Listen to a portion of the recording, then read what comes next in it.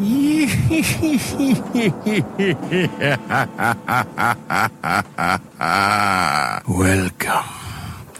to Biff's Mystery Theater. I have many tales to tell you. Ghost stories, murder stories, and tales that will make your bones chill.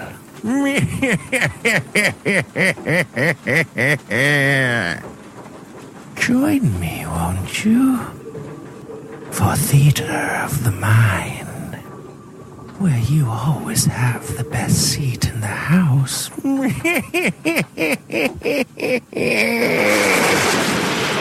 Now close your eyes and turn off the lights.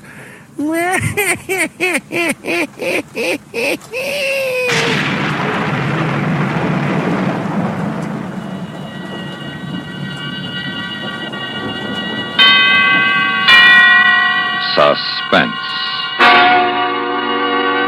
And the producer of radio's outstanding theater of thrills, William N. Robeson.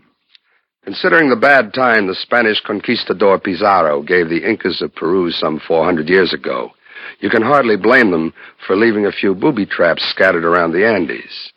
And while you may not consider the rainforests of the headwaters of the Amazon an exactly appropriate place for a honeymoon, you must agree that it is people with such wacky ideas who are apt to live dangerously. And dangerously they do live in Door of Gold, starring Myron McCormick. A tale well calculated to keep you in suspense. The Peruvian jungle is no place for a woman. But Janice insisted she was an archaeologist first and my bride second. It was rugged. In addition to the snakes, bugs, and mildew, there were the unfriendly Quechua Indians, each of whom claimed to be a direct descendant of the Inca, of Manco Capac himself. It had been slow going. We excavated burial mound after burial mound and found nothing. Perhaps they were right. Maybe my translations were wrong and the Porto de Oro was only a legend.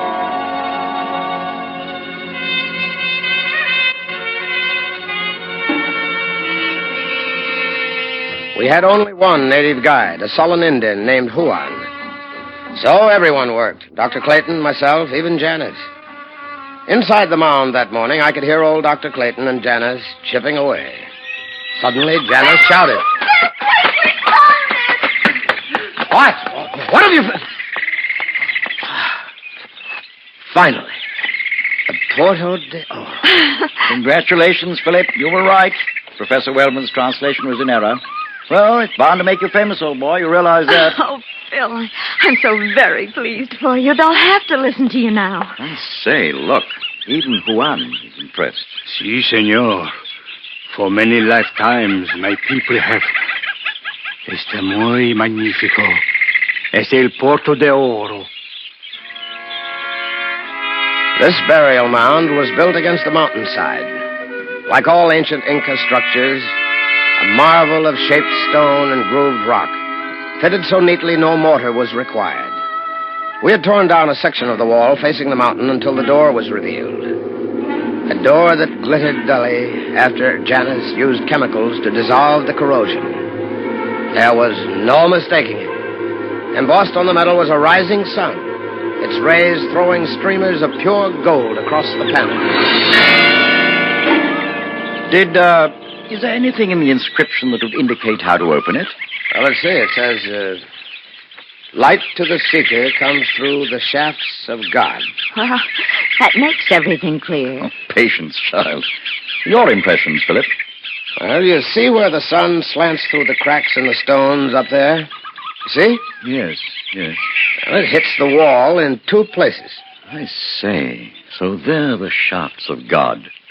They're God. Correct. Now, you take one, I'll try the other. What shall we try? Well, I'd say press in on the stones where the light hits. Most of the hidden doors are counterbalanced. That's it! You got it! It's moving in and to the side! In the beginning there was a golden child. A chill crept along my spine. The religious chanting of the college-educated Huans, the scratch of stone on stone, and the musty odor that crept forth from the now-open tunnel raised the short hairs on the back of my neck. It was silly, I guess. The early sun streamed across the bare floor, but from that dank opening came the odor of death. Smells pretty bad. Oh, that child is inexperienced talking. The mere fact we're getting the odor means that there's circulation in there. Oh. Well, how shall we handle the search inside? Well, Dr. Clayton, if you wouldn't mind, we'd like to... Oh, no, not really. I'll go in later. You and the child go. Honeymoon trip, cool darkness, young bride. Sounds romantic. With that smell, I don't think I could raise a pucker. You wish Juan to go, senor? Well, if you don't mind, no. If anything happens, a pivot or a counterbalance stone or something closes the door, we'll need both of you out here to get it open again. Ah, si. We shall wait. We quickly gathered the necessary equipment. I belted on 2 flashlights, the 4-battery type, and filled my side pack with spare batteries. Sidearms, a medicine kit, sandwiches, water, of course. Finally, a rope. When we were tied together, I gave Janice the long bamboo probe. Janice had better go in first, don't you think, old boy? Yes, I think she should. Now, listen carefully, Janice. Yes. Both of our lives may depend on it. Walk lightly. Place your feet carefully and test each slab before stepping on it. Oh, now, gentlemen, please. I may just be out of college, but I have studied their culture. I know all about the flip-flop stones. Very true, youngster. But it's different in a classroom. There you can laugh at a mistake. The most important thing is to remember if I should go through somewhere, you can't hold me unless you drop flat. Okay.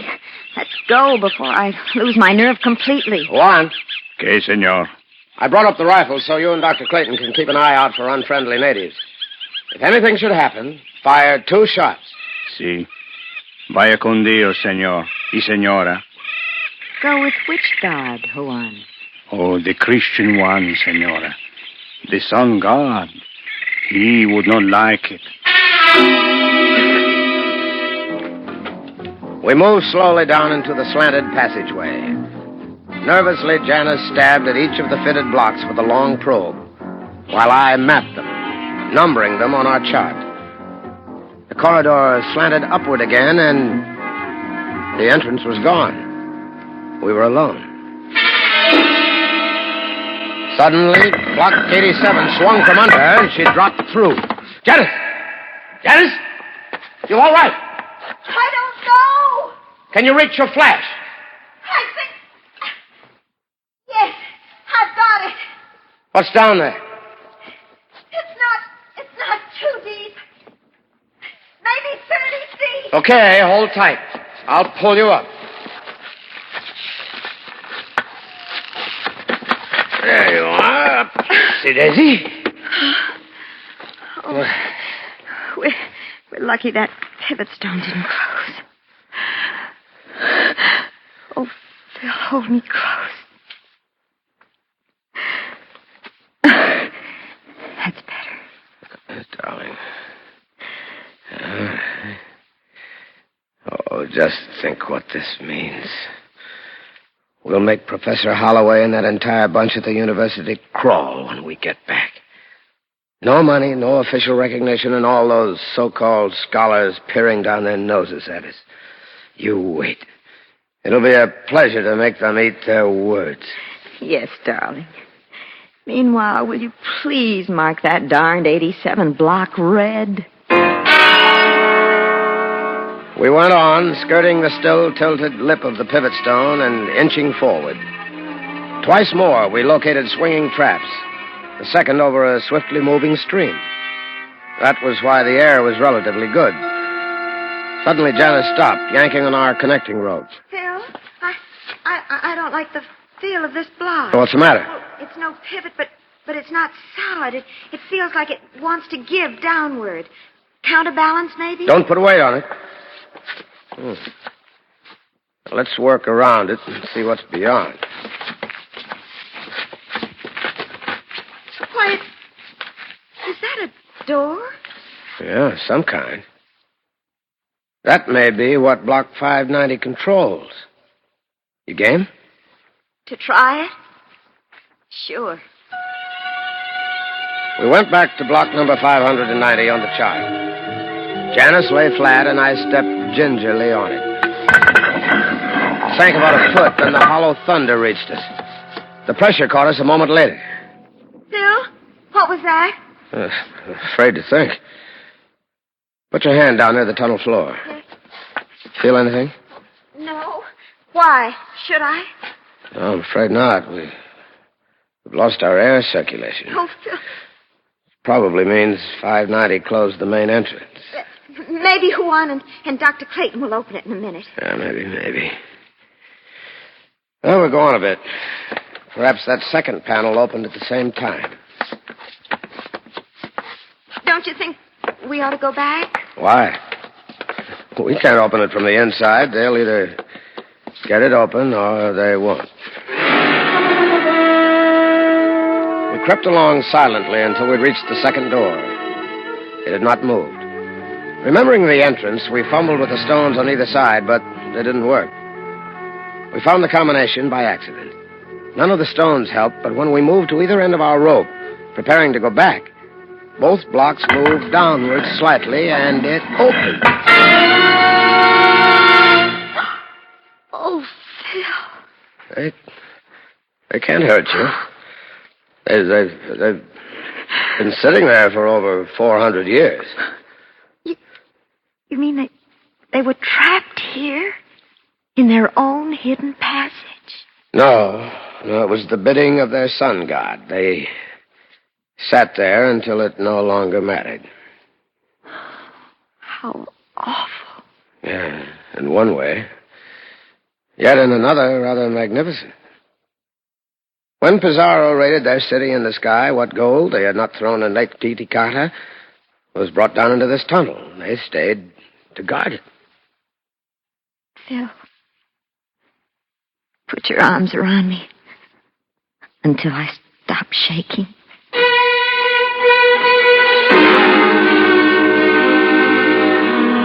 I managed to soothe her jangled nerves, but there was no one to calm mine.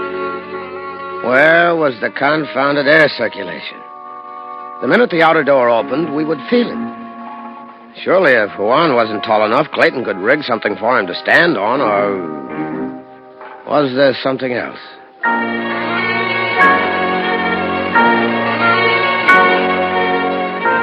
We made quick work of it going back. Using the other flash in the chart, we hurried along the tunnel, carefully avoiding the marked traps, until we made the last dip and reached the golden door. It was still closed. Dr. Clayton!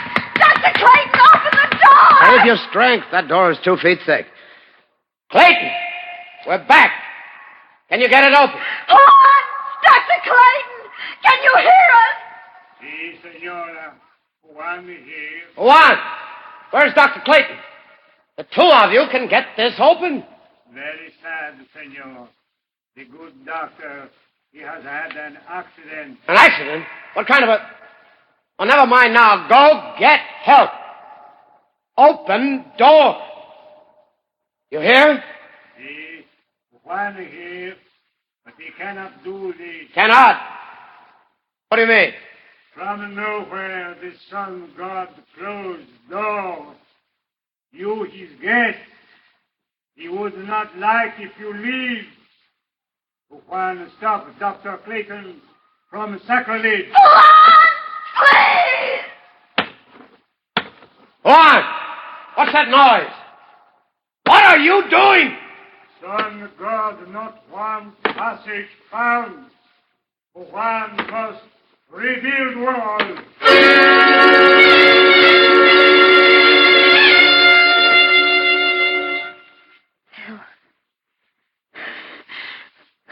Phil, what are we going to do? How can we get out? Losing our heads won't help. We might... What's the altitude of this burial mound? I don't remember. Wait a minute. Dr. Clayton marked it yesterday. About About 3,600 feet above sea level. Why? Now, think a minute. My translation said the Porta de Oro would be here. Yes. It was. Now, that means this tunnel must be the one which leads up to Machu Picchu. So, if Clayton's figures are nearly correct, it's about a mile west and 3 miles straight up inside the mountain. Oh, that's a welcome idea. I thought maybe... I know. Come here.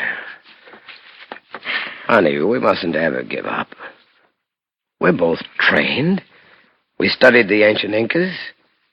And if anybody can outwit them, we can. Thank you, darling. I'm all right now. Let's go. We went back into the now familiar part of the tunnel, counting blocks and squeezing past the dangerous ones. When we reached the second doorway, we stopped. Poor devils. They don't look so frightening the second time, all huddled over their belongings. Janice, what's wrong with you? Now, look here. Pardon me, old man. There. Does that look like personal belongings to you? Good heavens. I forgot. Is all of that gold? Pure gold. What you're staring at is the ransom of the Inca sun god. Pizarro murdered him, so the Incas hid the gold here to prevent the Spanish from finding it. Why, there must be millions. Yeah. Even at the tiny percentage that would be allowed us by the Peruvian government, this would make us wealthy for life. Would? Okay. Will. That better?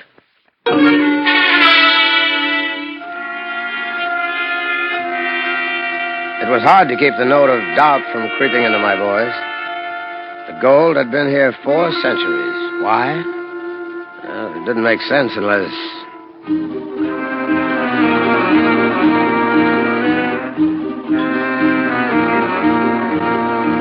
There was no trouble with traps the next half mile until... Still, another door. Seems bigger. Let's try the same positions as before. It might work. It's moving. Oh, scares me stiff when I start to drop that way. Keep your eyes open. We're getting tired. We're beginning to be sloppy. What's that? Down there ahead. Oh, Phil, I'm sorry. Counterbalance. Oh, what's the difference?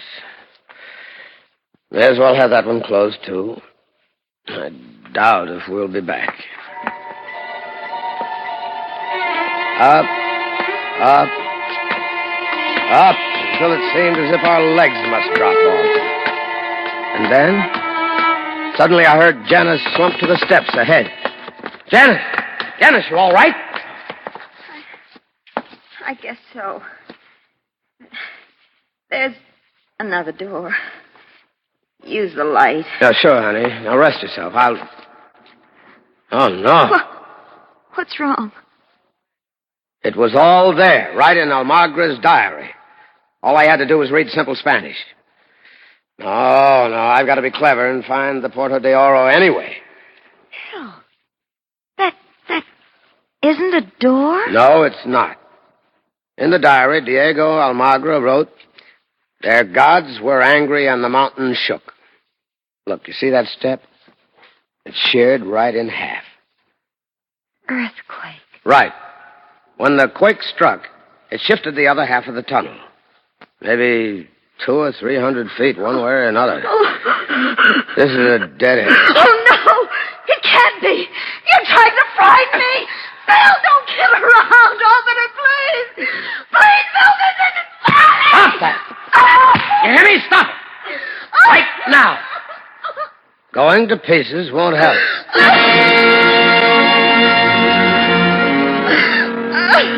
I hated to slap her, but I had to. And she understood. She didn't say a word. She just turned and went slowly back down.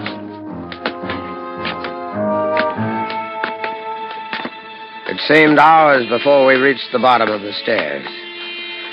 Well, the air was much better. Minor consolation. So we would die of thirst and hunger instead of suffocation. We came up against the first of the closed doors. And it wasn't that easy. We tried combination after combination. Then, just as we were ready to drop from exhaustion, we happened to move back from the door, she on the third block and I on the sixth. Instantly, there was that sinking sensation, and the door moved toward us and disappeared flush into the wall. Oh, come on, Phil, move. If it works on the next door, it might work. Yes, I know what it might, but we'll take it easy. Charge or no charge, it's dangerous to rush. Oh, don't be silly. I felt sick. There was no tension on the rope. The revolving pivot stone had cut it easily. I scrambled to the pivot stone and lay at arm's length while I tried to move it. No dice. Nervously, I felt for the flash and pressed the button. Nothing happened. Again, I tried, then cut my finger as I found the reason. The lens and bulb were smashed. I fumbled for the other flash. It, too, had broken. I was alone in the darkness. Must think. Pressure. Yeah, that was it. Pressure. The third block back needed weight. I crawled to the nearest skeletons and dragged them aside, digging for the sacks of gold beneath. I crawled slowly, tugging some of the heavy ingots with me. Finally, I had a pile of them on the block where I had been standing. I crawled back to the pivot stone. This time, it moved. Janice! Janice, can you hear me? Phil, thank heaven.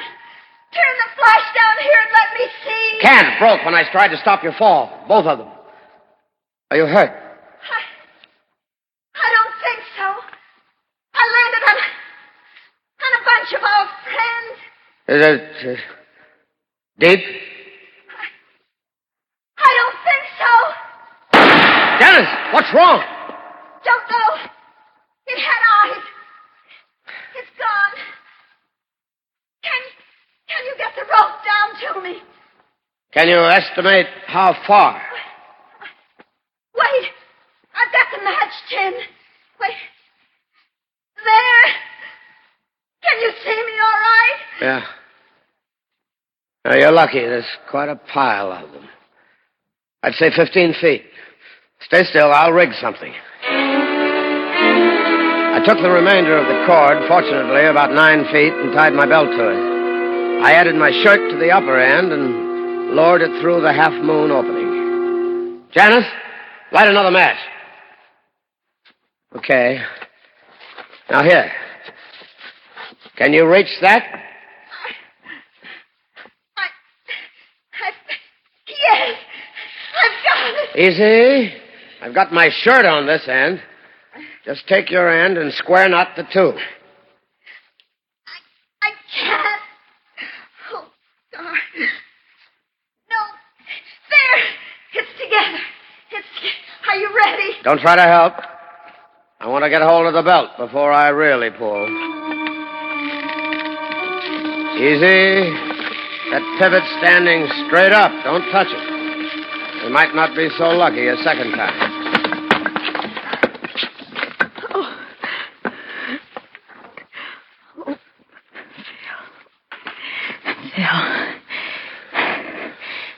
Let me just hold you for a second. I'll teach you to run in tunnels. Oh, come on now. And cross everything.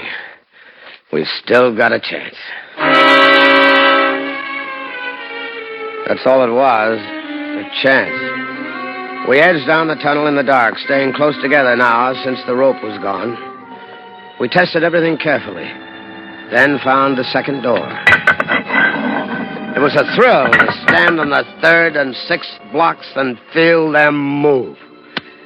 I used one of the precious matches to refresh our minds from the chart. Then we began to count backward, walking hand in hand.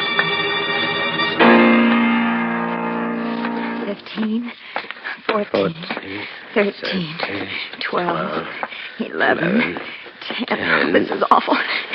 8. 7. Oh, Phil, 6. Hold it. I'll stay here and pray. You go to 3. Here goes nothing.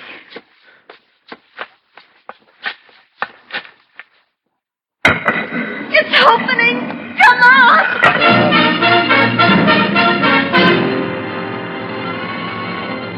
Juan had rebuilt the wall, but we found no trouble knocking the stones down from inside.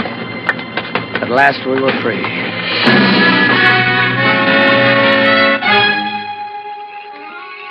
Blackness had long settled on the jungle. It was dark in the mound, but to us it was bright. I saw Janice on her knees beside Dr. Clayton. He's dead. I'm not surprised. Phil, what's that? Come on, run! Run! Get out of here! I told Dr. Clayton only yesterday that overhead was dangerous. No, that was man-made. You see up there? What? Against the night sky? That's Juan, hiding the sun god's horde. And murder.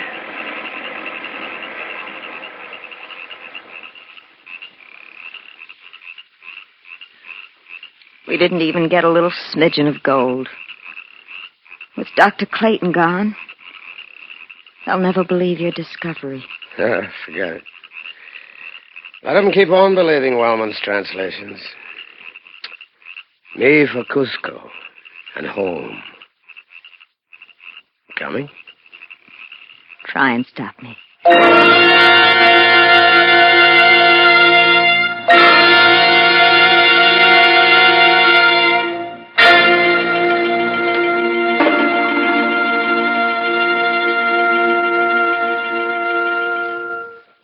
Suspense, in which Myron McCormick starred in William N. Robeson's production of Door of Gold by E. Scott Floor. Listen. Listen again next week when we return with another tale well calculated to keep you in suspense.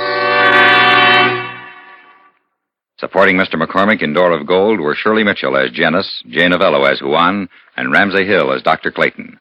Original musical score composed and conducted by Amerigo Marino.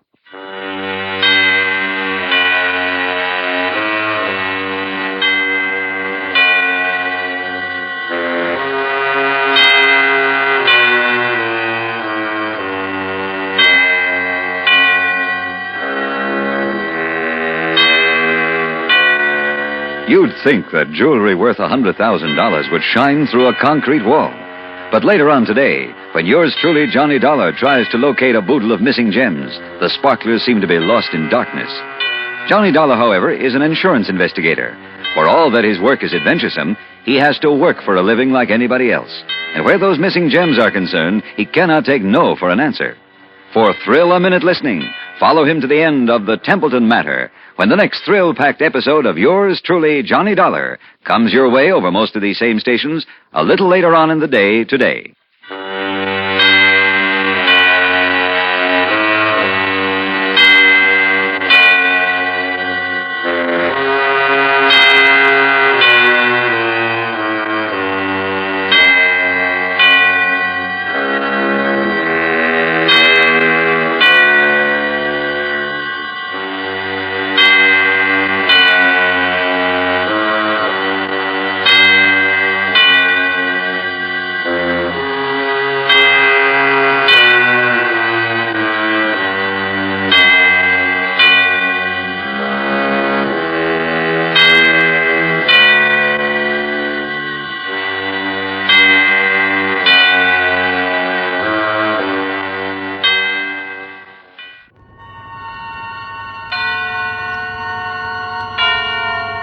Suspense.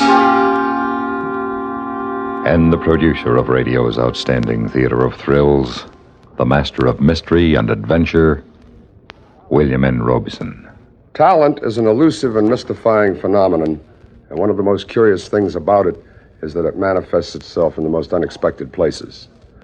One of the most talented sound men in radio broadcasting is Tom Hanley. We did not know until recently that he possesses another talent. He is an extraordinarily fine writer. It is his radio play you are about to hear. Another talent with whom you have been familiar for years is Jack Carson, one of our great comedians, and also a fine dramatic actor. In a moment, he exposes another facet of his quite extensive talents as our storyteller. Listen then as Jack Carson stars in Tom Hanley's terrifying story, Misfire, which begins in exactly 1 minute.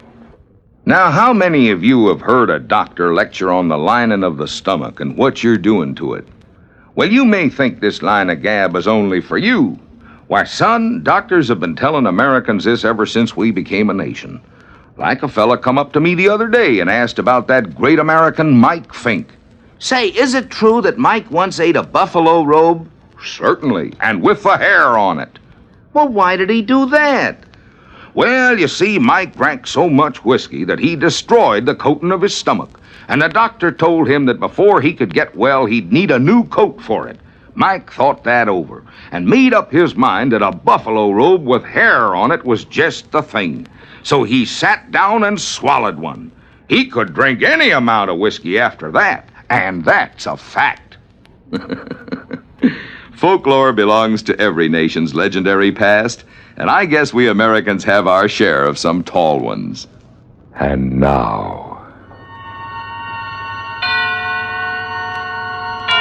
Misfire, starring Mr. Jack Carson. A tale well calculated to keep you in suspense.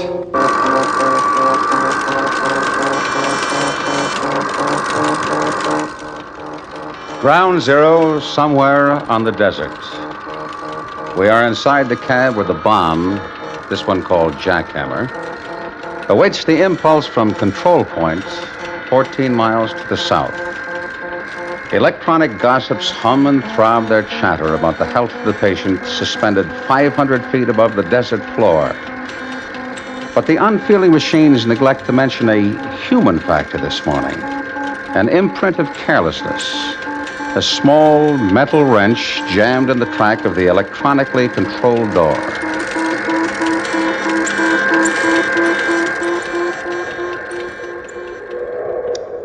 A shift of sand occurs against one of the great steel legs anchored to the desert floor. And a brown-backed desert tortoise trundles out for a look at his world. A world of sage and sand and space stretching endlessly off into the darkness. No man is in sight. That is good. There have been days of hiding from men. But now they have gone, and the tortoise tries his morning legs and plans his new day. H-1. Place eye protectors in position and turn back to fireball. 55, 54. From 100 loudspeakers miles removed from ground zero, the tape-recorded voice begins its countdown. 48. No margin for error now. 46. No turning 45, back. Test 44, shot Jackhammer 43, is underway. 42. 41. A mile and a half from ground zero, 39, a 22-year-old Marine corporal crouches in a trench, 36, his head rammed into his arms. 34. He and 1,999 other Marines are there to prove that man is not afraid. 29. 28. Not really. 27. 26, A little over a mile from 25, ground zero, in a 24, concrete bunker with its air 23, conditioning secured, 22, sit these 21, civil defense men. 20.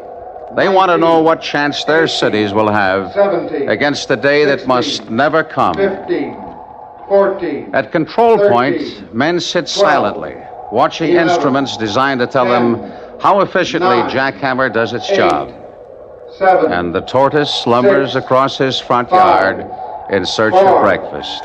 3, 2, 1. Didn't go. What happened, Doctor? Misfire. It's a misfire. Attention all personnel. Attention all personnel. This is Dr. Thurston. Test shot Jackhammer is incomplete due to undetermined failure. Maintain positions till further notice. You are still on detonation alert. Now, gentlemen, I will ask for reports from each of you. Be so good as to prepare your... Lee Thurston, Ph.D., physicist and test director for Test Shot Jackhammer. It is now his responsibility to consolidate all the data from countless machines and scientists in Control Point into a calculation that will reveal the cause for misfire. Dr. Thurston? What is it, Butler? Everything was normal on my phase until H-49. Grant, that would coincide with your variance, wouldn't it? Yeah, but Frank, you shouldn't have had any reading at all at that time. On the sub-relay meter, I didn't. It showed normal, and then there was a complete negative to zero response. Then there it is, Dr. Thurston. It's an on-site rejection of voltage. Huh. In other words, the fault lies at ground zero. According to these data, yeah. Well, can correction be made from here? We can't have anybody going out there. We'll know after we check the monitor lists. There's one consolation, Dr. Thurston. What's that? We put it together. We ought to be able to take it apart. Yes. Yes, we ought to. But can we? The second act of Suspense continues in 1 minute. Sometimes a man can have too high an opinion of himself. Sometimes that opinion can drive him to great deeds. Here now is one of America's legendary heroes to tell you of some of his unique characteristics. If his adjectives seem a bit outlandish, remember that his image was an inspiration to a pioneering people, and he still affects a nation addicted to TV. I'm that same David Crockett, fresh from the backwoods, half horse, half alligator, a little touched with the snapping turtle, can wade the Mississippi, leap the Ohio, ride upon a streak of lightning, and slip without a scratch down a honey locust, can whip my weight in wildcats, and if a gentleman pleases for a $10 bill, he may throw in a panther. I can hug a bear too close for comfort and beat any man opposed to Jackson. Folklore belongs to every nation's legendary past, and I guess we Americans have our share of some tall ones. And now, we continue with Act 2 of Misfire, starring Mr. Jack Carson. A tale well calculated to keep you in suspense. There's no walking away from an atom bomb. No asking who left it there, so it becomes a story of people, the disarming. Lee Thurston, MIT graduate 1932, old enough to have been appalled at the thought of an atom bomb, scientific enough to accept it, human enough to demand influence in its use. John Grant, 36, a red-headed giant who daily deals in miracles, believes in them, makes them work. Frank Butler, former child prodigy, grown bald at 28, bachelor, attendant now at the bigamous wedding of electronics, nuclear fission, and power politics. An on-site test is the only way to check it out. No, Butler, that would mean 2 men at ground zero. But there's no explanation for what we're finding here. He's right, Doctor. If we accept our data, we have a power failure originating at the cab itself. With a risk of delayed detonation, Grant. You can't forget that. I'm not. There are 2,000 Marines and 12 CD men out there. How long can they wait? Dr. Thurston? Yes, what is it? General Matting on the phone, sir. Wants to know if he can evacuate yet. No, not until we know more about the cause of the misfire. I'll let him know. Yes, sir. Oh, Winship. Yes? Tell the photo lab I can't wait any longer for those final pictures of the patch bay under the bomb. I will, sir. For now, we'll go over those monitor checklists again, gentlemen. We mustn't have any errors. NewsNob has a mathematics of its own. The bomb plus the names of the men in Control Point plus a little background data equals a story. Mention that these men were in high school when the first atomic pile was activated. Mention that it would have taken that first pile 150,000 years to make enough plutonium to satisfy this bomb. Point out how the Cold War overcame all that. But tell mostly of the struggle to stop Jackhammer this morning. Hello, New York? Get me Barney, will you, honey? Tell him it's Pierce. Yeah, well, then call him at home. It's important. Hey, where'd you get the coffee? I need some. I'm freezing over here. Here you go. Hey, thanks a lot. Hello, Barney. Now, listen, you better call that off and go on into the office. This may develop into something out here. The bomb didn't go off. No, not a delay. It just didn't take. Well, the rumor we hear is that the last boys to hook it up are going to have to go out and coax it down. How do I know who it'll be? Yeah, I know that's what I'm here for. I know. Yeah, and Barney, don't call me. I'll call you. The Marine lies flat now. Permission granted. He hears unsolicited advice from his buddy on how to run an atom bomb test, but he thinks about Vegas. And he wonders whether he'll ever see her again. The girl with the dark hair, the dark eyes, the wonderful smile, and the Cadillac convertible. In the civil defense shelter, it's hot. No air conditioning for 40 minutes now. These heavy clothes and sealed up this way. Somebody better call control. They must have forgotten us. But they haven't. They're concerned with more important things at control, like the photo lab with the final pictures of the victim, Jackhammer.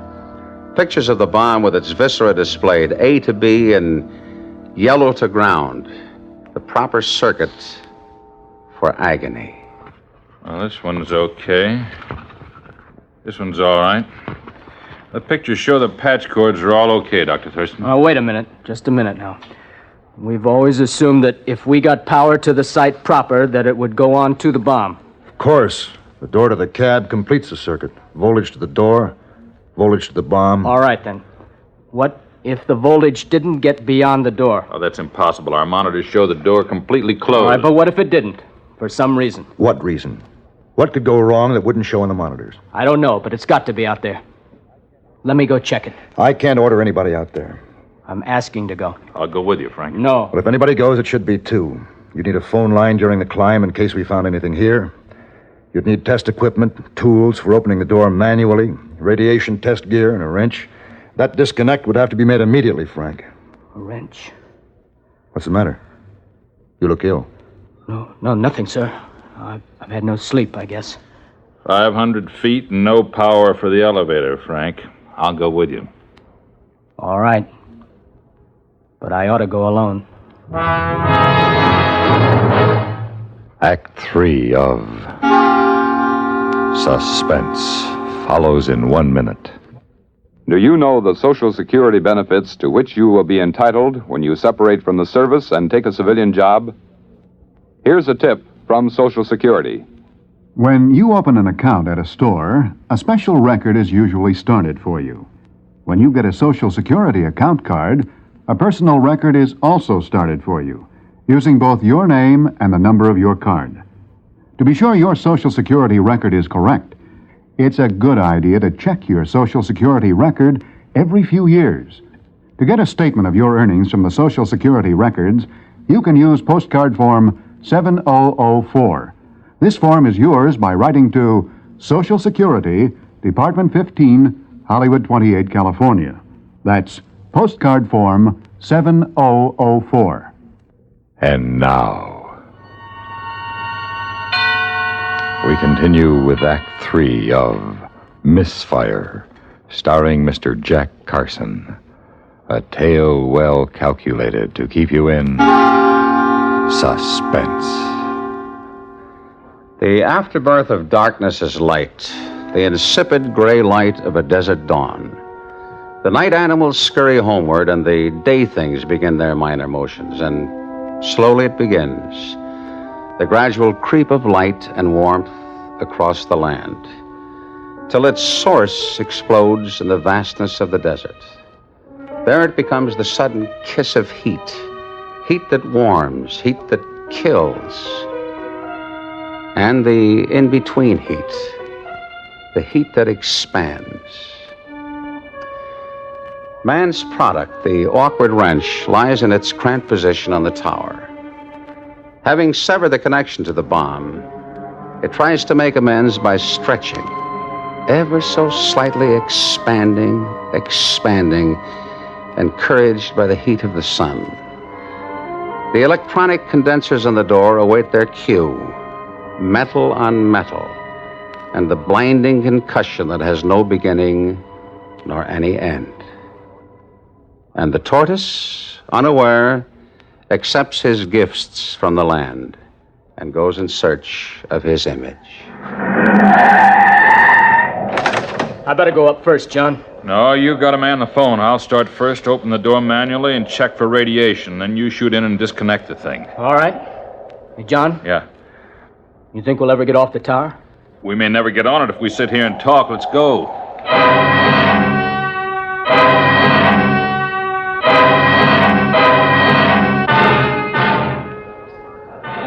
Hello, Barney. Now listen, they've started climbing the tower. That's right, 500 feet. I don't know how many stories that is. The Washington Monument is 550, I think, but... Now, look, get this, Barney. Play this one straight, will you? No heroics. This one will stand on its own. Sure, we're on a detonation alert. Well, who knows what's going to happen?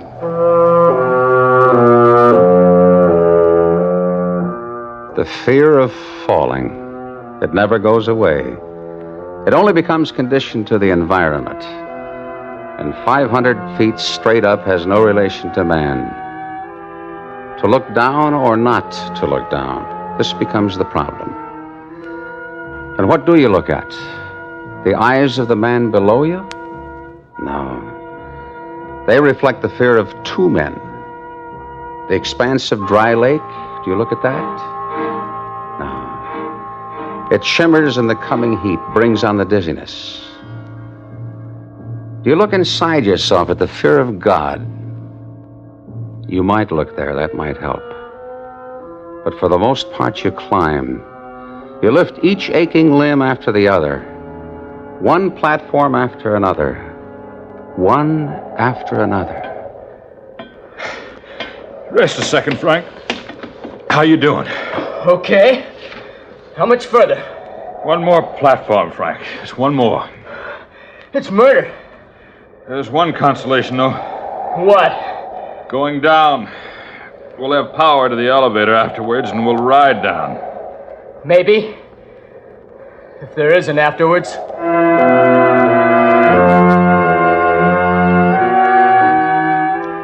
The wrench. It's missing from the kit. Couldn't be up here, though. Couldn't possibly be. Must have dropped it, but not up here. Not where it could do damage.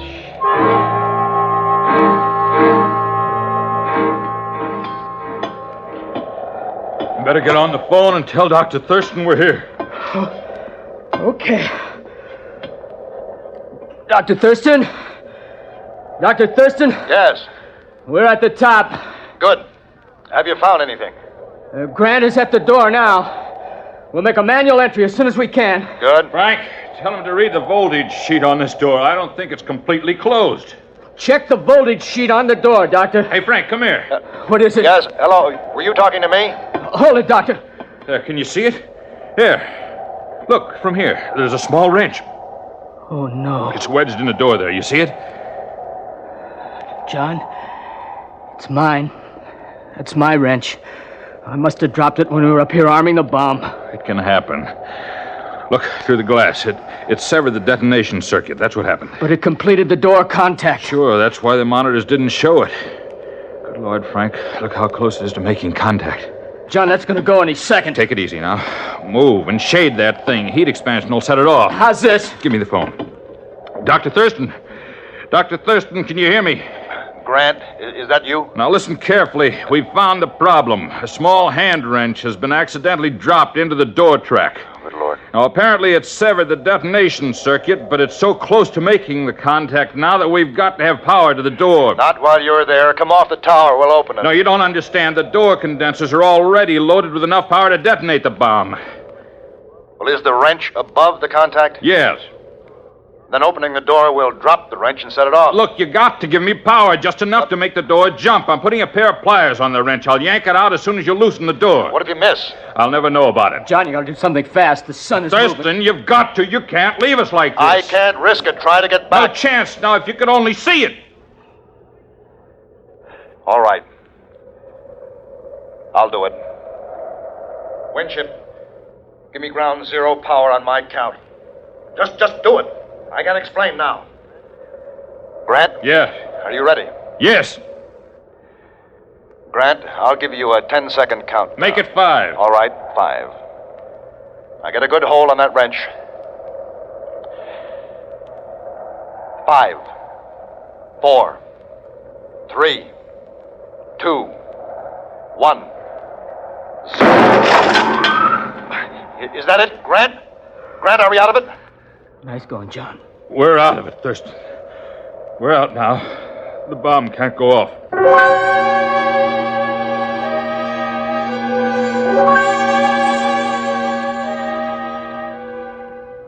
The desert sun continues to work its subtle magic on the wrench, expanding ineffectually on the platform floor. The Marine stands up in the trench.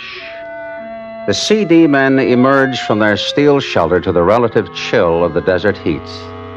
The newsmen converge on ground zero. The redhead and the baldhead hop from the welcome elevator to see a tortoise scurrying ponderously towards his burrow. They pick him up, and he pretends he's not there at all, but he is, and they know it. So they take him back to control point to live for another day.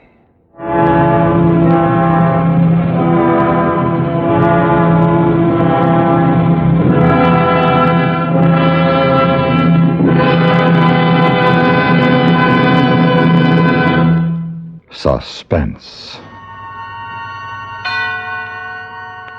in which Mr. Jack Carson starred in William N. Robeson's production of Misfire, written by Tom Hanley. In a moment, the names of the players who supported Mr. Carson in Misfire and word about next week's story of Suspense. This is Johnny Baker with Communism on the Spot. In speeches and newspaper articles and over radio and television, the communist leaders constantly state that everything they do is guided by the people's interests. All this adds up to just another of their big lies. The Soviet government is rule of the few, by the few, for the few. The small group that rules is interested above all in staying in power and adding to that power.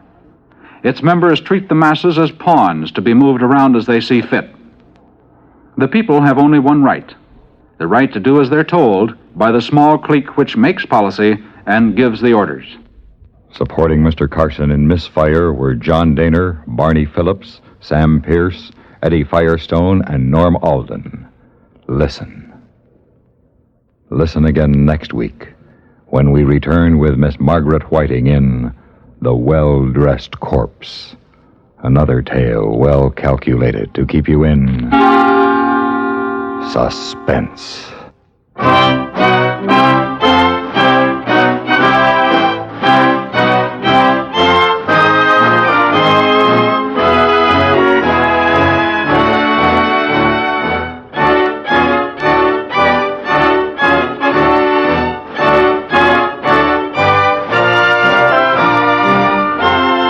Suspense has been brought to you through the worldwide facilities of the United States Armed Forces Radio and Television Service.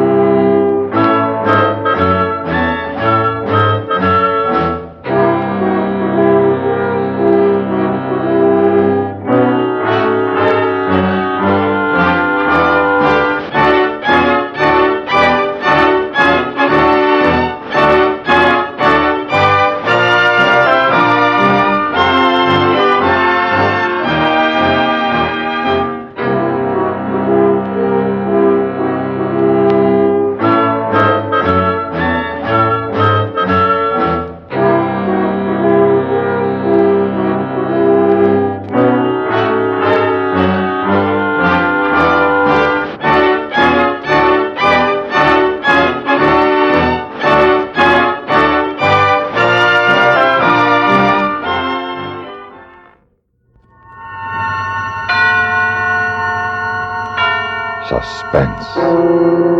And the producer of radio's outstanding theater of thrills, the master of mystery and adventure, William N. Robeson.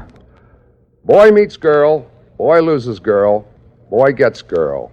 That's the classic formula for a Hollywood love story. But it will not suffice for a suspense story. We need other elements to thicken the plot and chill the blood. Elements such as a deserted shanty in the high Rockies, a cloudburst, and a pitchfork murderer. Such ornaments we have placed on the bare branches of the boy meets girl plot, with results which we hope will keep you in suspense. Listen then, as Miss Vanessa Brown stars with Jim Amici in Affair at Loveland Pass, which begins in exactly 1 minute. Memo on medals. Information about our military awards and decorations. Service medals are given for honorable performance by military personnel in specified geographical areas between specified dates. Unit decorations are those awarded to cited units of the armed forces for exceptional performance in armed conflict. In most cases, they are worn centered immediately above the right breast pocket, while individual decorations and service medals are worn over the left breast pocket. Many American awards and decorations may be presented to people of other countries, but not the Purple Heart. This distinguished and cherished medal was first conceived by George Washington during the Revolutionary War, the purpose being to demonstrate, in his own words, that the road to glory in a patriot army and free country is open to all. Awarding of the Purple Heart was discontinued after the Revolutionary War until it was revived in 1932 as a memorial to our first president on the occasion of the 200th anniversary of his birth. As recognition for special acts of public service, medals are among the most coveted of all awards. And now, Affair at Loveland Pass, starring Vanessa Brown with Jim Amici. A tale well calculated to keep you in suspense.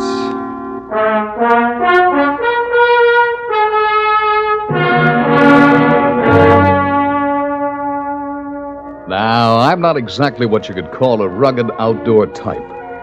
But when an old college classmate of mine invited me to spend my vacation with him on a packed trip in the Rockies, it sounded like fun. So I stocked up on camping equipment at Abercrombie & Fitch in New York and headed west. 5 days later, I was climbing through the pines and aspens of Loveland Pass west of Denver. I was above timberline when I rounded a curve, and there in front of me was a parked car and the figure beside it waving frantically. I had been warned by the Auto Club not to pick up hitchhikers or stop for strangers, and I was about to drive right on by when I noticed that it was a girl. A very pretty girl, and she seemed to be very frightened. So, against my better judgment, I stopped. Hello! What's the matter? Oh, thank heavens you came by. Oh, I'm so scared. What's the matter? I don't know. My car won't go. I've been sitting here for nearly an hour. You're the first car that's come through. Yes, this is a pretty lonely road. I was listening to the radio about that murderer. The fellow with the pitchfork? Yes. How did you know? I heard about him down in Idaho Springs. They have a real Wild West posse looking for him. Cowboys on horses. They'll never catch him. The radio says he stole a car. I was afraid when you came along you might be him. And then I saw your New York license plates. He stole a car with Wyoming plates. A 53 Mercury coupe. Well, you have nothing to fear. This is not a Mercury, and as you yourself have noticed, the license plate's in New York. Yes. Are you from New York? Yes. New York City? Manhattan Island, right in the middle, 55th and Park. Gee, I always wanted to see New York. It's quite a town. Bet it is. Now, what's the matter with your car? I don't know. It just stopped. I don't know the first thing about automobiles. Neither did I, but somehow I didn't want to admit it to her. Because, well, she was so pretty. So I tried the starter and checked the gas and examined the instruments, and then I raised the hood and fumbled around, tapping things here and there in the maze of wires and coils and gadgets, and then I stepped on the starter again, and of course nothing happened. And I realized that all I was accomplishing was running the battery down. Finally, I gave up. No? No. I'm afraid it's beyond me. Oh, what am I going to do? Well, you can't sit here, that's for sure. It'll be dark in a little while. I think you'd better come along with me. With you? Where? To the next town. We'll find a mechanic there. How far is that? Well, let's take a look at the map. Let's see. Next town's Dillon. Doesn't look very big from the size of the type. How far is it? About 25 miles. We've got Loveland Pass to cross before we get there, nearly 12,000 feet. So we better get started. Do you think it'll be safe? The car? You can lock it. It's a cinch nobody can move it. I wasn't thinking of the car. Don't worry about my driving. I'm a very cautious driver. Well, that wasn't exactly Listen, my dear young lady, it's getting late, and if you prefer, I'll be on my way, and you can sit here in the dark all night long. I didn't quite mean It's that. up to you. I guess I haven't much choice, have I? It's up to you. I don't want to force your decision. I'll go with you.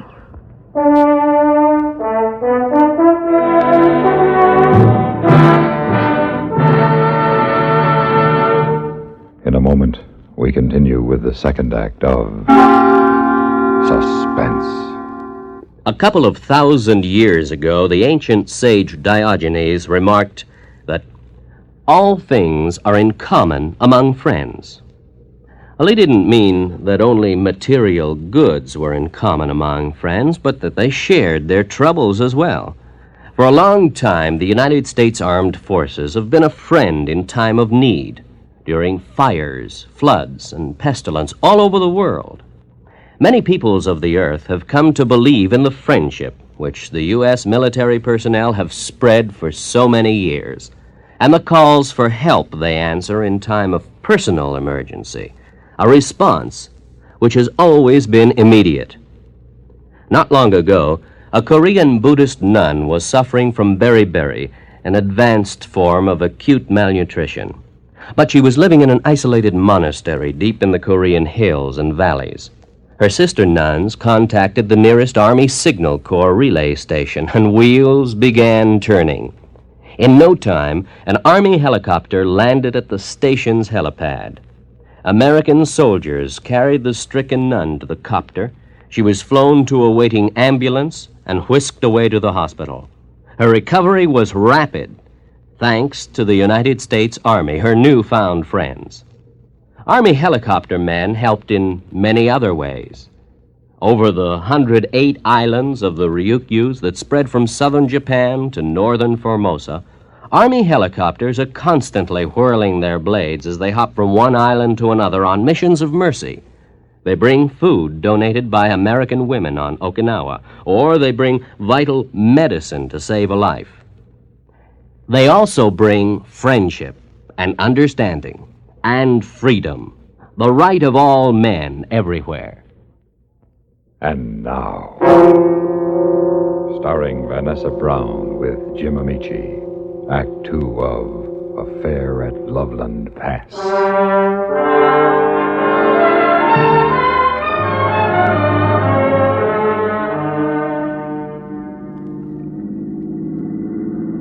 You were right.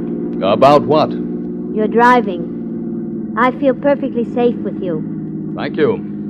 What's your name? Stanley Dorrance. What's yours?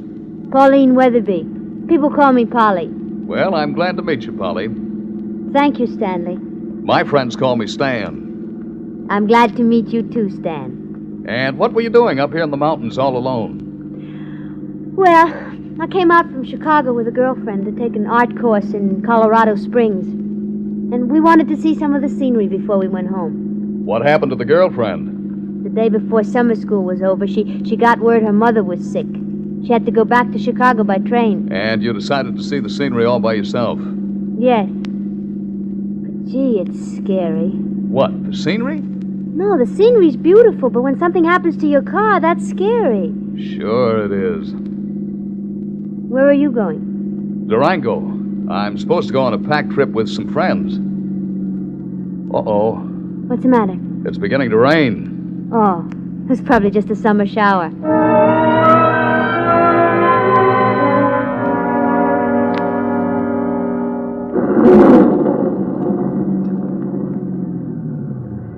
This is just silly. This is no summer shower. It's a cloudburst. Why are you stopping? I can't see to drive. I am sorry. For what? Well, if I hadn't stopped you back there, you'd be over the pass by now, sitting in a nice, dry hotel somewhere. And where would you be? Sitting in the rain all alone and probably scared to death. It's better this way. You know, you're a very nice man. Thank you. I don't know what I would have done if you hadn't come along. Yeah. Hey, well, what do you know? What? Off to the side of the road, a shanty. Where? Where till I train this spotlight on it? There. Oh, yes. Hey, maybe the people let us in till the rain stops, huh? I doubt it. Why? Because there's nobody there. Well, how do you know? Look at it. Windows broken, door wide open. It's deserted. Oh. But I'll bet it'll be drier than this car. Here, wrap my coat around you and we'll make a dash for it. Do you think it's safe?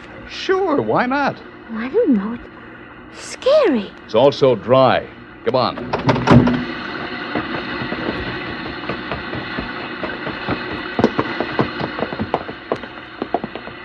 Yeah, there we are. How about this? Not a leak. Oh, scary. Oh, Polly, everything's scary to you. Here, I'll flash the light around. See? Nothing to be scared of. Fireplace, broken down chair, rickety table. Regular little gray home of the West. Oh, Stan, look. What? Those eyes over there. It's a wildcat. Where? Oh, silly. It's only a rat. Not a sewer rat, a pack rat. Haven't you ever heard of pack rats? No. They're quite harmless. He's much more frightened of us than we are of him. How do you know? I read it in a book. Oh. Hungry? A little. Well, I think it's time we had some dinner. Dinner? Where? Right here. What are we going to eat? Pack rats? No, I've got some canned goods out in the car and some other stuff. We can be quite comfortable here. All night? Well, until the rain stops. You wait here. You wait here? Alone? All right, then. You keep the flashlight. I'll be right back.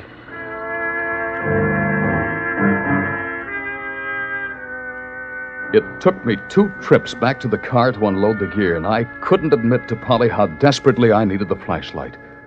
For those 2 trips in the pounding rain were not only the wettest, but the longest I've ever made in my life. I was sure there was a vicious wild animal hiding behind every tree ready to pounce on me. I couldn't let on to Polly. After all, she was more scared than I was, if that were possible. There now. First, we'll get a little light on the subject.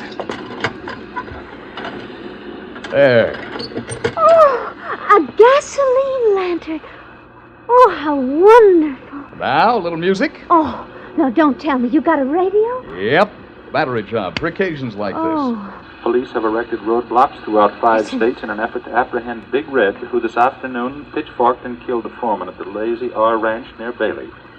The search of a mounted sheriff's posse was discontinued late today when it was learned that the killer had stolen a 1953 Mercury coupe with Wyoming license plates. We return you now to our regularly scheduled program. Stan, what if he took this road? What if he did? Well, he might murder us. What for? He doesn't even know us. No, Polly, if this character has any sense, he'll head for the nearest big city. In this case, Denver, ditch that hot car and lose himself along Skid Row. Are you sure? Sure, that's what I'd do if I were a murderer. Are you? Really now. I'm sorry. If you've got any doubts about me, you're free to leave. In this rain? We are sort of stuck with each other, aren't we? I guess so. All right, then. Stop worrying. What'll you have for dinner?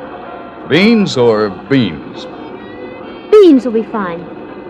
You going to cook them in the fireplace? Nope. We'll have a fire for aesthetic purposes, but the beans will cook quicker on this little Primus stove. Oh, what a man. You got everything. Thank you. In the way of camping equipment, I mean. That's what I thought you meant.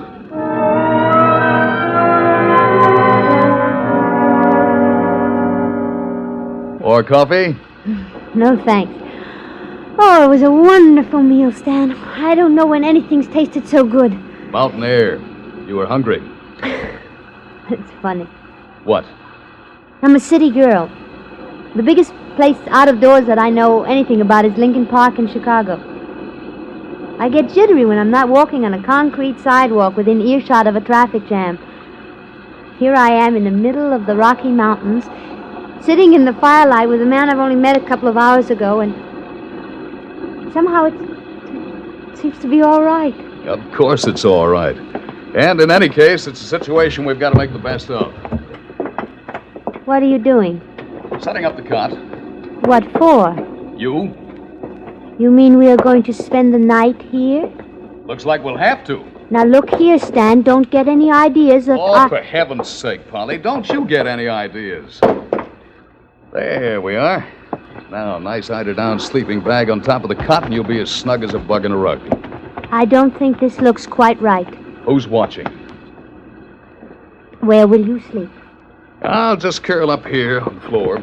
Look, you won't get any rest sleeping on that hard floor. I think we ought to go on. Polly, we can't go on until the rain stops, and we might as well be comfortable. Now crawl in and get some sleep. Better take off your shoes. But that's all. Of course that's all. Now crawl in. Well, all right. Comfortable? Yes, thanks. And you? Just great.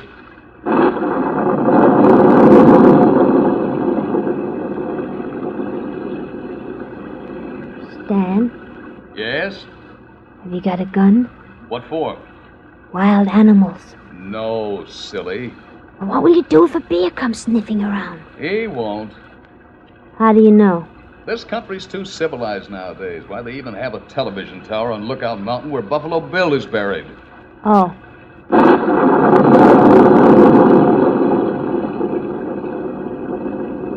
Stan, Yeah, I'm not scared anymore, even in the dark.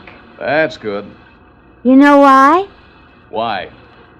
Because you're here, and I think you're the bravest man I ever met. Go to sleep. Sleep? I couldn't sleep. I was terrified lying there on the floor of that cabin, listening to the rain pounding on the roof.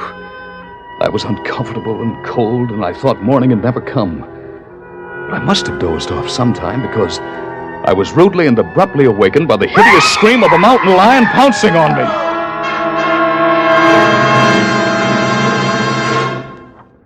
In just a moment, we continue with the third act of Suspense. How does our nation honor heroism? One way is to award the Soldier's Medal, a bronze octagon on which is displayed an eagle standing between two groups of stars. The medal is suspended from a blue ribbon with 13 narrow stripes in the center, 7 white and 6 red. One of the newest and least known of all the American decorations, the Soldier's Medal, authorized in 1926, is bestowed for heroism not involving actual conflict with an armed enemy. There are many forms of gallantry in addition to those demonstrated in battle. The Soldier's Medal was conceived to honor those soldiers who, in non-combat situations, perform bravely and at great peril to themselves. Men who serve as an inspiration to others. The Soldier's Medal holds an important place among America's awards for heroism. And now, starring Vanessa Brown with Jim Amici, Act 3 of Affair at Loveland Pass.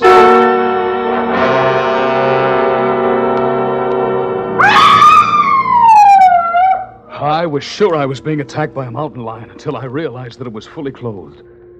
It was Polly who had screamed and thrown herself on the floor by my side. Stan. What's the matter? Outside, there's something outside. A bear or something. Oh, stop being silly. There aren't any bears in these mountains. Listen. It's probably just our friend, the pack rat. It sounds bigger. Well, the rain stopped and the moon's out. I'll take a look. Be careful. Hey, Polly. Down there on the road. There's a car parked behind mine, and somebody's got my hood up. You stay here. I'm going to find out what's going on. I'm going with you. All right, but stay behind me. This may mean trouble. You'll be able to handle it, I know. Come on. Hey, you. What's the big idea? Huh? What's the big idea, I said? This your car? Yes. Got the keys? Yes. Hand them over. What for? I'm borrowing this heap.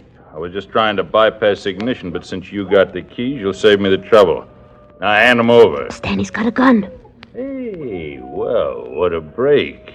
A traveling companion. Stan? Get in, sister. You and me are taking a ride. You'll be nice window dressing in case anybody asks questions. Stan! Get in, baby, Stan! now! Doors, big red. Sure, didn't you notice, Polly, that car, 1953 Mercury, Wyoming plates? Oh. I thought your specialty was pitchforks, Red. Seems your specialty is talking too much. Where'd you get the gun? That ain't as important as what I'm gonna do with it. I'll give you one more chance to hand over them keys, and if you ain't quick about it, I'll take them off your dead body. What good will that do you? You'll never get through the roadblocks. I'll worry about that. You can't burn any hotter for 2 murders than you can for 1. Now, if you don't hand over them keys when I count to 3. 1, 2, 3. Polly! Bullseye! Where'd you get that piece of firewood you conked him with? Had it with me all the time. All the time? Mm-hmm. I took it to bed with me. Why? For protection.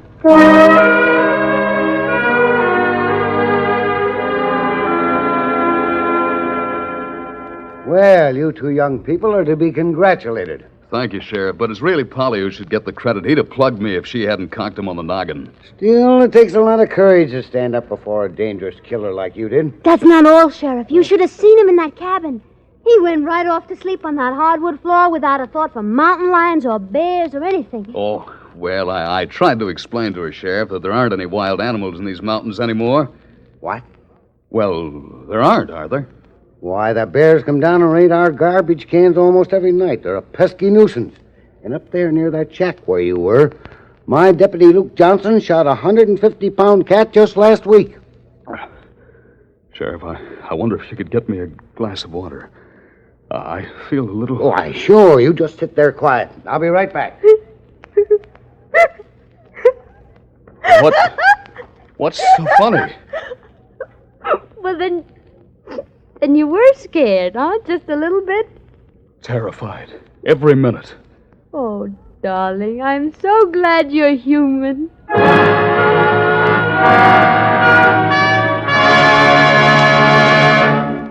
Suspense, in which Vanessa Brown starred with Jim Amici in Affair at Loveland Pass, written, produced, and directed by William N. Robeson. Supporting Miss Brown and Mr. Amici in Affair at Loveland Pass were Barney Phillips and Jim Nusser. Listen. Listen again next week when we return with Miss Frances Farmer and Miss Kathy Lewis in The Sisters. Another tale well calculated to keep you in suspense. Suspense has been brought to you through the worldwide facilities of the United States Armed Forces Radio and Television Service.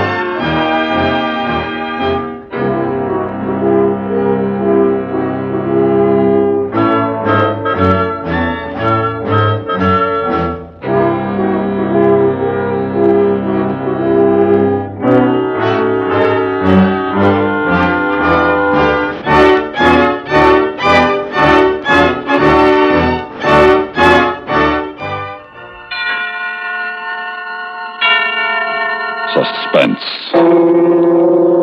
And the producer of radio's outstanding theater of thrills, the master of mystery and adventure, William N. Robeson. There's an old saw which says you can't fool all of the people all of the time. Neither can you please all of the people all of the time. Recently, our presentation of Edgar Allan Poe's great horror story, The Pit and the Pendulum, displeased some listeners who felt that we should not have made the Spanish Inquisition the villain. Yet, had we not done so, we would have displeased others who feel that Poe's classic story should not be tampered with. We face a similar quandary with tonight's story. It concerns a man who steals another man's wife. For dramatic reasons, which shall be evident, the wife stealer is a psychoanalyst. But let it be emphasized that this is not to be construed as a condemnation of psychoanalysis any more than it is a condemnation of wayward wives or a justification of murdering husbands. Listen then as Jack Carson stars in Analytical Hour, which begins in just a moment.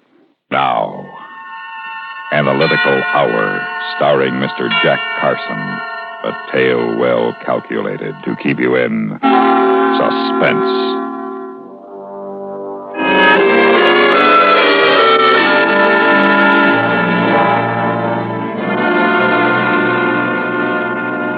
I've told you before, Margaret, I don't think it's wise for you to phone me at the office like this.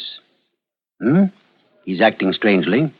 Well, he probably got delayed. I'm sure he'll call you any minute with a logical explanation. Doctor. Excuse me. Well, Mr. Nelson, come in. Thank you, Doctor. I know it's late and I didn't have an appointment, but I had to see you. Yes, of course. Sit down. I'll be with you in a moment. Now, my dear, I'm sure you'll have no cause for worry. I've had a patient drop in unexpectedly, so let me call you as soon as he leaves. Yes, goodbye. I want to tell you how I feel, Doctor. Oh? Well, how do you feel, Mr. Nelson? Fine. Just fine. The migraine headache is gone, the dizziness, the heart palpitation, all gone. Well, that's splendid. Then our sessions together over the past 6 months are beginning to bear fruit. Oh, they have borne fruit. I've never felt so sure of myself in my life, so free. I see. Well, this is very interesting, Mr. Nelson. Let me get out your file and make some notes. No. No?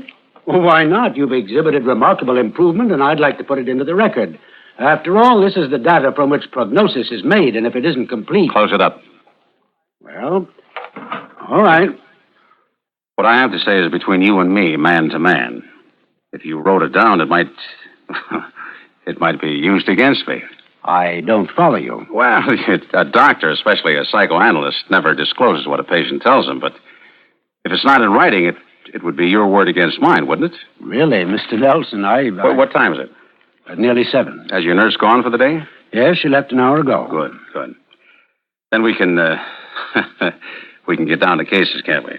Mr. Nelson, you don't have an appointment. It's getting late. Sit down and listen to me. When I first came to you, I told you that my relationship with my wife was less than ideal. You listened very patiently. You drew me out in my childhood associations, my parental approval and disapproval patterns, and always you drew me back to my relationship with my wife. You wanted to know what the attraction between us was based upon. With infinite detail, you got from me my innermost thoughts and desires with respect to my wife. Is that right? Yes. And it's all in the file. Every question, every answer. Well, after 6 months, you've arrived at some conclusions, haven't you? Your analysis isn't completed. Yes. Yes, it is. I completed it last night. You? How do you mean? There was only one possible conclusion. That I hate my wife. Oh, now, just a moment. Hate, it's a relative term. It has validity only when placed in proper perspective. Exactly, and I repeat. Migraine headache gone. Dizziness gone. Heart palpitation gone. Yes, but your diagnosis is an oversimplification. These physical manifestations couldn't disappear simply because you arrive at the conclusion that you hate your wife. Oh, no. Well, I did something about it. Now, Mr. Nelson, if you're going to tell me you've run away from your wife... No, I didn't run away. Well, then what did you do? I killed her.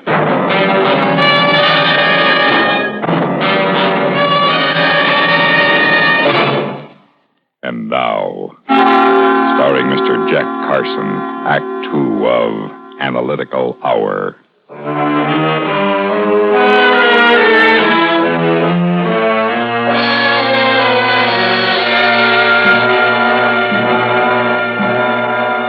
That's right, Doctor. I killed her. You killed Margaret? I mean, your wife?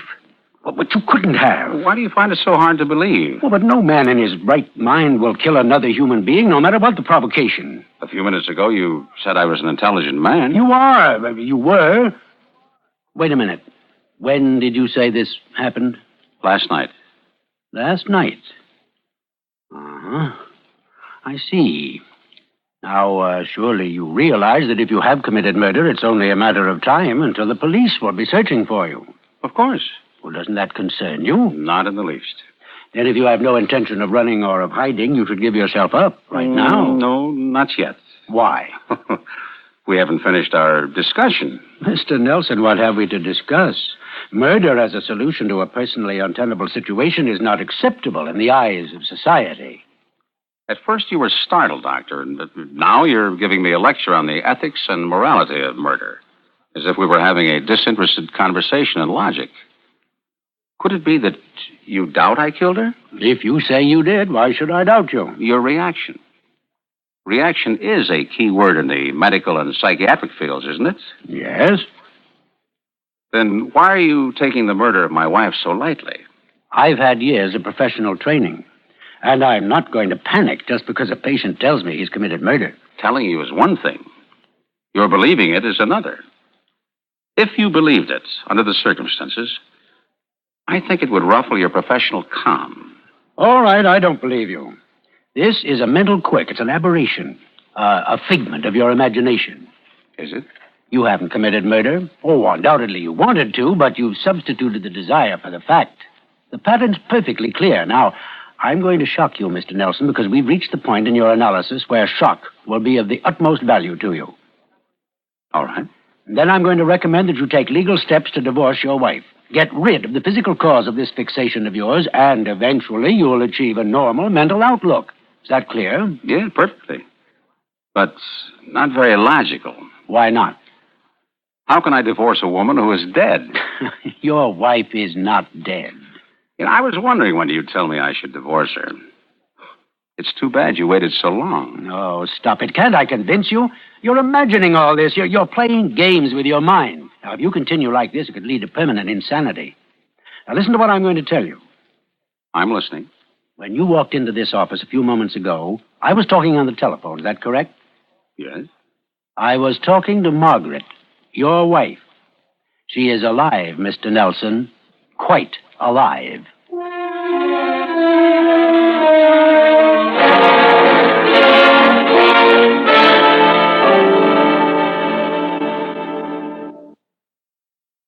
In a moment, we continue with the third act of Suspense. Now, starring Mr. Jack Carson, Act 3 of Analytical Hour.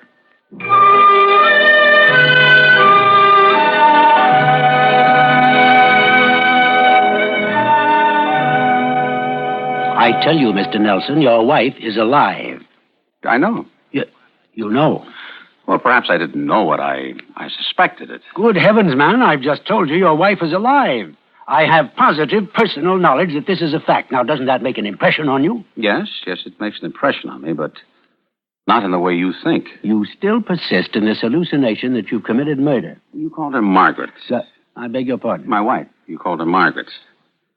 Now, let me ask you a question, Doctor.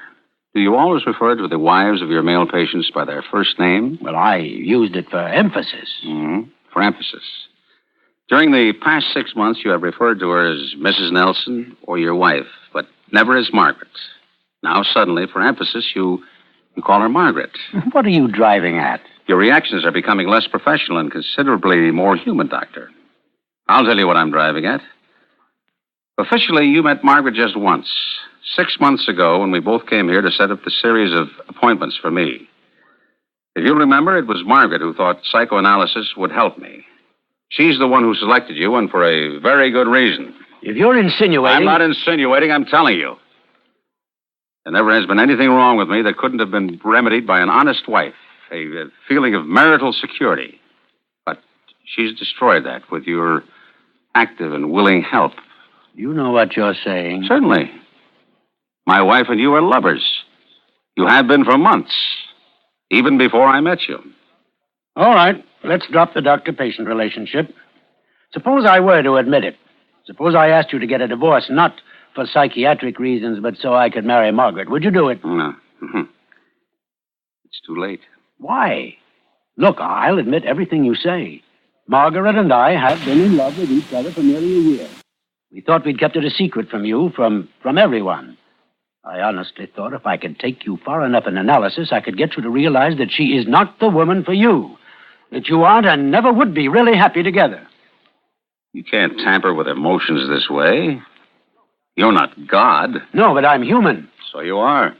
Subject to anguish, despair, and anxiety. Do you think I've liked this situation, that I've enjoyed it? You've been a willing party to it. Then let's end it right now. Let me call Margaret, ask her to come here to the office where the three of us can discuss this situation as reasonable, intelligent, adult human beings. Go ahead. One thing still concerns me. Why were you so insistent that you killed her? Well, you called it playing games with my mind. I know that's dangerous. Possible incipient form of schizophrenia. I'll have to work with you on that. It could get you into trouble. Depends on your definition of trouble. Hello? Hello, Margaret. Yes. Yes, I'm still at the office. No, he's here with me. Now, Margaret, there's nothing to be alarmed about. I want you to come here right away. As soon as possible. You'll drive right over. Good. Yes, he knows. All right. Half an hour. Intelligent, adult human beings. You know, this is going to be good for all of us. No more dissembling or hiding our true emotions. I'm glad you came here this evening and demanded a showdown. It indicates more emotional maturity than I thought you possessed. Doctor, you know what I do for a living? Yes, you're some sort of a chemist. Yes, she's a chemist. And do you know my specialty? Something to do with foods, I believe. That's right. If you were contemplating murder, you'd utilize the materials about which you knew the most, wouldn't you? Oh, now, don't start that again. I'm not contemplating murder, and neither are you. Oh, I can understand why you feel as you do, but this is a phase that'll pass. When Margaret gets here, we'll talk it out, and you'll be a free man emotionally. I am now. Not if you persist in bringing up the subject of murder. It's going to be a fact to you sooner than you think. All right. If it'll make you feel better, talk about it. But Margaret is alive, and nothing you think or say can change that. Now, I'm going to shock you. I'm quite certain I'll be more successful than you were with me. I don't know what you're talking about. Do you know what botulism is? Of course. It's a type of food poisoning. Yes. Food poisoning caused by a toxin produced when foods are improperly canned. Or it could be introduced into foods which had never been canned at all, if one knew how to do it. Still on the murder theme, huh? Botulism toxin attacks the nervous system, distorts vision, causes muscular weakness. If antitoxin serum is not used, death usually follows from respiratory paralysis. That's very ingenious, but I don't... Oh, no. Beginning to get it, eh? Of course, you know, symptoms of botulism appear 18 to 36 hours after consumption of poisoned food. No. Margaret is in her 25th hour at this moment. You fiend. You are shocked. By the way, it would be dangerous for a person to drive an automobile when the poison might strike at any moment. Margaret! Put down that phone. I've got to phone the police. It's too late for that. You're not going to call the police or anyone else. Margaret. How does it feel, Doctor? Apply the clinical technique. Come up with a prognosis. Do something. Make a break for the door. Reach for the gun in your desk. Try to reason with me. You're insane. You're utterly insane. I'm playing God, just as you have with me for 6 months. Only it doesn't take me as long. Now I'm going to give you a prognosis, Doctor. When Margaret gets here, if she gets here, you're going to watch her die. Then I'm going to watch you die.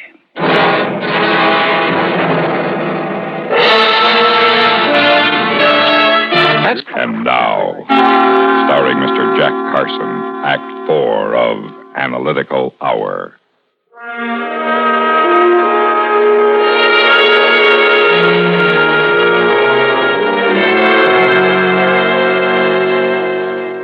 It's been a half hour, Doctor.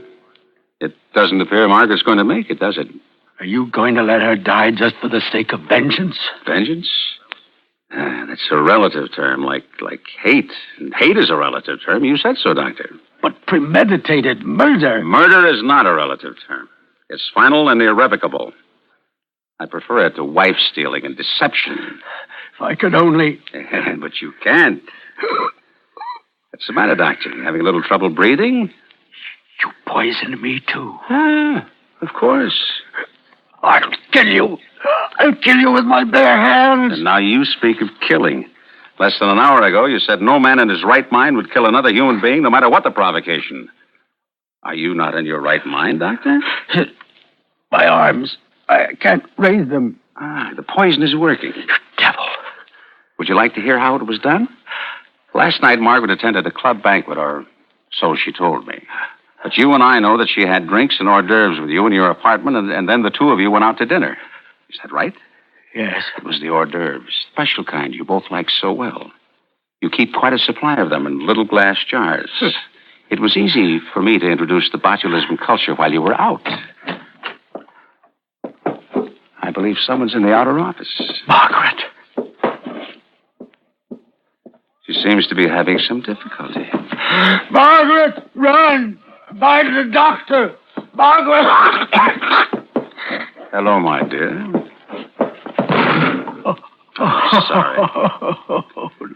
I really am sorry. But not for either one of you.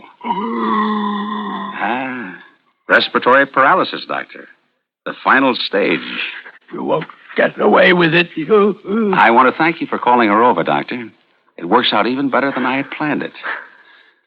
Somebody will find the two of you in the morning, sprawled out like the last act of Romeo and Juliet, and it will all fit. Both of you dead of botulism. Poisoned by the snacks you had alone together in your apartment. And me? Nobody saw me walk in. And nobody sees me walk out. It couldn't be better. You.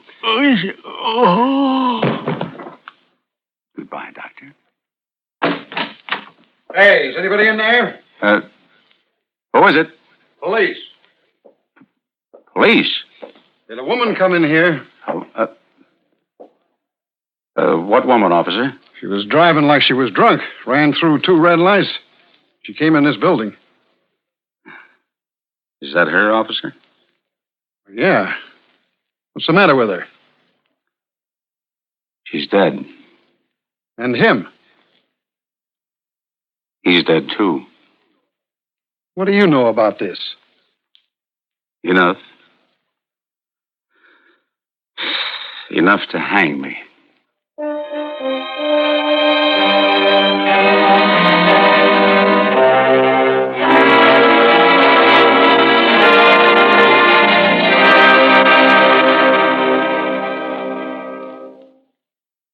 Suspense, in which Jack Carson starred in William N. Robeson's production of Analytical Hour, written by Alan Botzer. Supporting Jack Carson in tonight's story were John Hoyt and Sam Pierce. Listen. Listen again next week, when we return with another tale well calculated to keep you in suspense.